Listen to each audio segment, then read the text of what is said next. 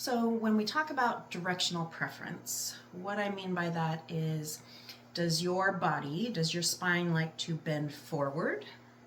Does that make things feel better, or does it make it feel worse? Or does it like to bend backwards?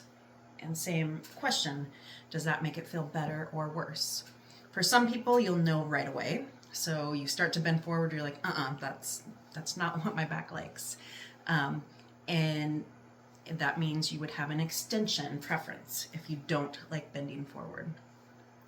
Or if bending backwards actually makes you feel better, that would be extension preference. The opposite is true.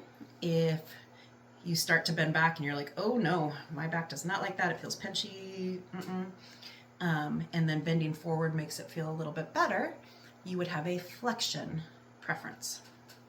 For a lot of people, it's not that cut and dry, and so I usually have people repeat that motion 5 times in a row. So if you're standing up, you're going to bend forward 5 times. If you're trying to check extension, you're going to bend backwards 5 times. So if we're checking flexion, meaning bending forward, you're going to put your feet together or as close as you can. You're going to bend forward as far as it feels comfortable, and then come back up. Note if going down or coming up is bothersome. If not, then try it 4 more times. So from the side, you're just bending forward and coming up. After 5, pay attention to how everything feels. Does it feel better, worse, no different?